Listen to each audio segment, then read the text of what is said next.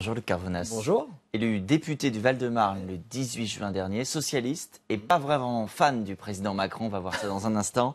Lundi à 15 h, le chef de l'État justement va réunir députés et sénateurs en congrès à Versailles. Oui. Est-ce que vous y serez? Bien sûr d'abord parce que à partir du moment où le président de la République réunit le congrès, le rôle d'un parlementaire c'est d'être présent à ce congrès, parce que j'entends déjà que certains parlementaires évoquent le fait de pouvoir ne pas y aller. Jean-Christophe Lagarde de l'UDI, par exemple. On ne peut pas à la fois dire que le pouvoir du Parlement est rogné ou on a moins de prérogatives, et quand on est appelé à devoir siéger, ne pas y aller. Donc moi j'y serai, et puis je vais surtout attentif au discours. Donc ça vous intéresse d'écouter ce qu'il a à dire, les grandes orientations du quinquennat? C'est le président de la République. Donc je ne sais pas être fan ou pas fan. Je suis aujourd'hui dans l'opposition au président de la République. Donc je vais attendre de voir quel est son discours.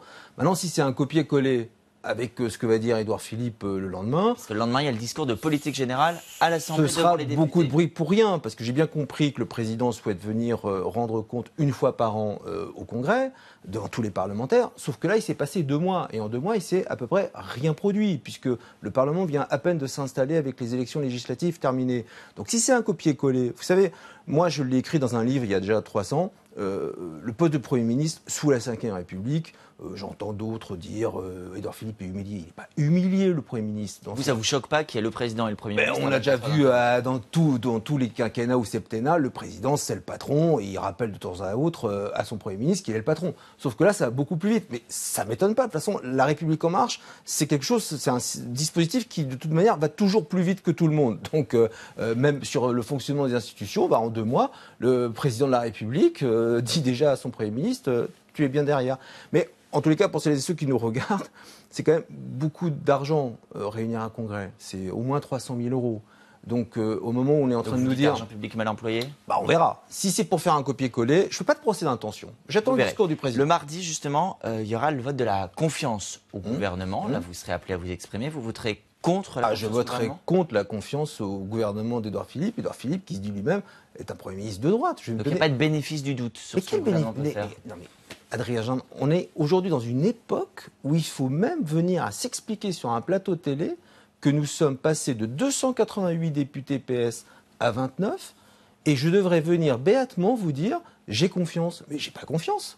J'ai confiance dans quoi? L'augmentation de la CSG, l'école à 2 vitesses, la fin de la retraite par répartition? Non, j'ai pas confiance. Et pour que ce pays réussisse, il faut des voix fortes à l'Assemblée nationale et au Sénat, des voix de gauche, pour amender, pour discuter. Tout ça n'en prend pas le bon chemin, parce que le premier acte politique, encore une fois, du président de la République, alors déjà avec le Congrès, il dit à son Premier ministre « pousse-toi de là », mais avec la loi par habitation pour les ordonnances, il dit à son Parlement « poussez-vous de là ». Ce sera non aussi pour vous. Donc c'est la gouvernance « poussez-vous de là », en fait, la gouvernance du président de la République. Donc le projet de loi d'habilitation, il va être présenté aux parlementaires dans le courant de l'été. Vous voterez non encore? Je vais voter contre. Mais la mouture du texte qu'on nous propose, là, Madame Pénicaud, dont le directeur de cabinet est l'ancien directeur général adjoint du MEDEF, mais cette mouture, c'est le texte du MEDEF. Le MEDEF en rêvait, Macron l'a fait. Donc vous voulez quoi? Que j'aille venir applaudir dès demain le fait que demain, ce sont les chefs d'entreprise qui vont critériser les licenciements? Et quand on vous dit que ça va permettre à terme de mieux faire fonctionner le marché du travail, et donc ça va bénéficier à l'emploi, ça permet aussi de lutter contre ce chômage, 3,5 millions de personnes en catégorie A, si on arrondit. Ouais. Ça, c'est pas un argument que vous entendez? Moi, je demande à voir mon capitaine, parce qu'on me parle de flexi-sécurité. Moi, je vois beaucoup de flexibilité, mais je ne vois pas la sécurité de l'employeur vis-à-vis de l'employé vis-à-vis de l'employeur. Donc tout ça, c'est de grandes phrases. Encore une fois, vous vous rendez compte qu'on est en train d'inventer un CDI de projet. Déjà, je ne sais pas ce que ça veut dire, contrat à durée indéterminée pour un projet. Donc, ça se fait déjà dans le bâtiment, les travaux. L'idée, c'est qu'on est mobilisé pour un projet et ensuite, on est en train de transformer le monde du travail en monde pour l'employeur qui se sert et qui utilise des individualités pour des projets à durée déterminée.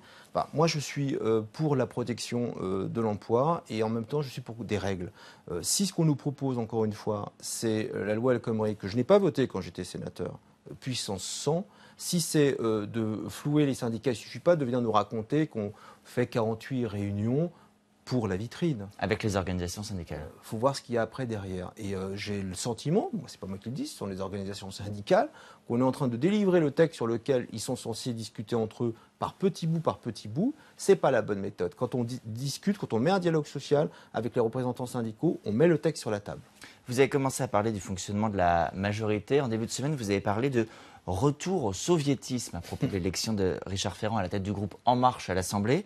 Est-ce que ce n'est pas tout simplement le fonctionnement d'une majorité présidentielle unie qui soutient son leader, en l'occurrence élu président de groupe? Vous savez, vous le rappeliez, je suis socialiste. Et la démocratie interne, elle a été inventée par quelqu'un qui n'est pas très loin d'ici, c'est Lionel Jospin, qui a souhaité que ce soit les militants qui toujours tranchent par un vote interne et un vote démocratique. Et cela, on l'a décliné auprès de toutes les instances.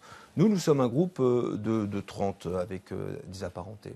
Et pourtant, nous avons voté sur la présidence. Il y a eu un vote aussi, il s'est fait à main levée. Aujourd'hui, le président de la République, M. Macron, exfiltre son ministre, parce qu'il y a des affaires, en tous les cas, d'excite la presse, donc une enquête préliminaire qui a été ouverte. L'exfiltre pour le mettre président. Il le choisit comme président du groupe La République En Marche. Donc il dit à ses 308 députés, vous allez faire ce qu'on vous dit. D'ailleurs, ils ont levé tous la main. C'est pas ma conception de la démocratie. Est-ce que c'était pas la même chose en 2012 quand François Hollande a choisi Bruno Le Roux pour le groupe socialiste? Finalement, choisir un fidèle pour le groupe majoritaire, ça s'est déjà fait par le passé. Non, souvenez-vous, il y a même eu un débat à l'époque sous François Hollande pour la tête du perchoir entre Claude Barthelone et Elisabeth Guigou. On a toujours débattu entre nous. Là, ce n'est pas ce que je suis en train de voir. Après, c'est leur choix. Moi, je les plains, ces 308 députés que j'écoute sur vos plateaux ici ou là, toujours nous dire la même chose, qu'en fait, c'est un nouveau job sur leur CV. À aucun moment, je les entends dire c'est un sacerdoce, c'est l'investissement au nom d'un collectif pour la nation. J'ai croisé un ami dont je tairai le nom. Je ne savais même pas qu'il était député de La République En Marche. Il a 58 ans. Il me dit, écoute, moi-même, il y a un mois et demi, je ne savais pas que j'allais être en campagne. C'est super. J'ai 58 ans, ça va être une belle expérience. Ce n'est pas ma conception du rapport à l'investissement en politique. Alors, je veux bien que tout ça soit moderne, hein, mais à un moment donné, ça va commencer un peu à se voir qu'à la fois, ça n'a rien de moderne, qu'on est plutôt dans un pouvoir très centralisateur, mais c'est les institutions qui font ça. Le président de la République, comme il va très vite, il s'est rendu compte, peut-être encore plus vite que ses prédécesseurs, qu'il a tous les pouvoirs. Sauf que dans aucune démocratie au monde, aucune, vous m'entendez Adrien Jean, un seul homme n'a autant de pouvoir concentré entre ses mains. Et aucune démocratie au monde ne voit le Parlement autant floué dans ses prérogatives. Vous ne lui trouvez pas de qualité dans l'exercice du pouvoir depuis qu'il est arrivé à l'Élysée? Si, je l'ai exprimé chez un de vos confrères. Sur l'international, il représente la France, il la représente de belle manière. Mais je ne suis pas dans la critique pour la critique. Encore une fois, le sectarisme, ça suffit. Les gens, ils en ont marre de ça. Donc le 14 juillet, l'avenue de Donald Trump, par exemple, là, vous applaudissez, vous dites c'est bien? Non, je trouve qu'il permet à Donald Trump d'utiliser la belle image, justement, à l'international qu'a le président de la République. Je pense que les dividendes, puisque le président aime bien parler en homme d'affaires, les dividendes reviendront plus à Donald Trump qu'au président de la République. Un 14 juillet, je ne crois pas que Donald Trump a une grande cote auprès des Français. D'ailleurs, il n'a même pas la cote chez les démocrates américains. Donc je ne vois pas l'intérêt. Alors si, j'ai bien compris. C'est un joli coup de com'. C'est comme le selfie vidéo avec Arnold Schwarzenegger, mais dans le même temps. Hein, et en même temps, il aime bien aller en même temps, le président Macron. Il ne veut pas parler à la presse le 14 juillet.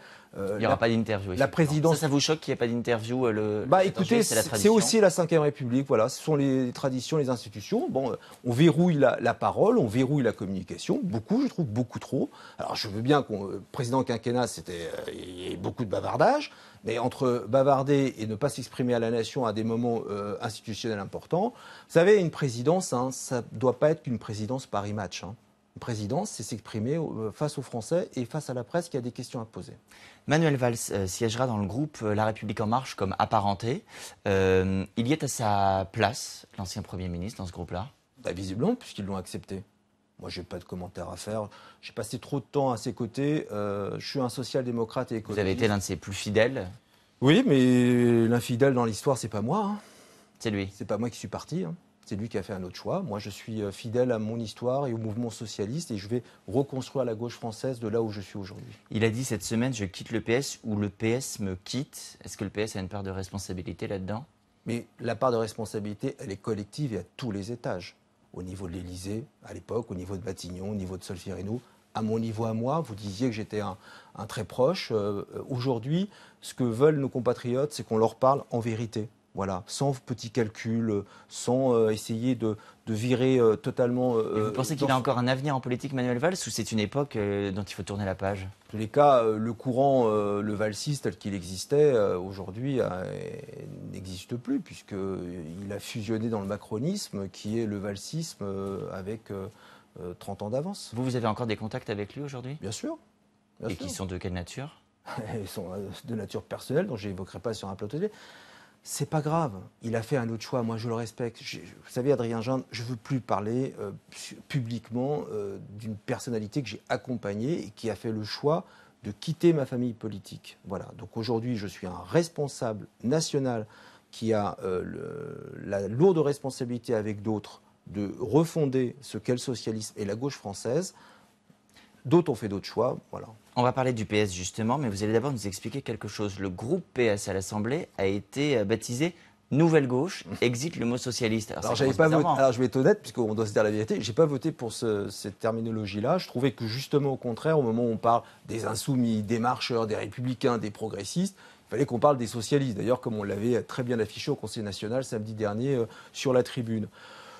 Il y a eu une discussion parce que tout le monde n'est pas socialiste au groupe et donc il y avait notre collègue du mouvement citoyen qui avait des difficultés. Bon, cette terminologie l'a emporté de peu de voix, mais en même temps dans la déclaration de principe de constitution de notre groupe, les choses sont très claires. Donc j'invite toutes celles et tous ceux, parce que j'ai lu qu'on avait effacé le mot socialiste pour la première fois depuis que la 5e existe. C'est pas vrai. Je sais que vous êtes un journaliste qui fait son travail, donc vous irez bien voir la déclaration de principe d'existence de notre groupe. Ça commence par cette phrase-là, nous sommes socialistes. Le 8 juillet prochain, nouveau Conseil national du PS, mise en place d'une direction collégiale. Vous en serez? Bien sûr, bien sûr. Avec qui? Avec toutes celles et tous ceux qui ont envie de travailler. Moi, ça fait maintenant... Mais c'est à qui? Votre place est sécurisée, certaine, au-delà de l'envie. Mais je vais demander l'autorisation à qui dans l'état où nous sommes, en fait?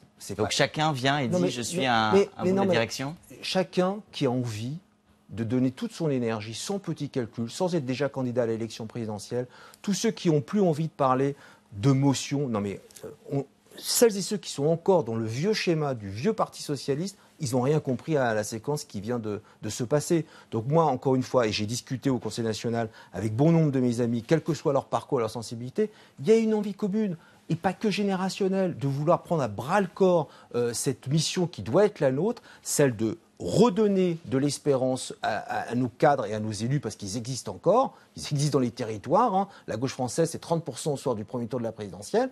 Et puis d'apprendre à dialoguer avec les Français, parce que ça, on s'est un peu perdu sur le fil, et avec les partenaires, dont les syndicats et les associations, pas que les partis politiques. Juste d'un mot, oui, non, Benoît Hamon lance son mouvement ce samedi, mouvement du 1er juillet. De son côté, vous y serez? Bien sûr. Je serai sur la pelouse de Reuilly, j'ai participé à des réunions avec Benoît, comme j'étais dans les premiers signataires de la tribune de Anne Hidalgo. Tous ces mouvements sont les bienvenus. À partir du seul moment, c'est le seul principe de réalité que j'ai donné à chacune et à chacun, c'est que ces mouvements, à un moment donné, convergent de manière centripète vers cette refonte. Non, pour la gauche française. Moi, je ne suis pas accroché au Parti socialiste. Je suis un responsable socialiste certes, mais qui veut reconstruire la gauche française. Tous les matins sur LCI, on pose une question off, mais devant les caméras.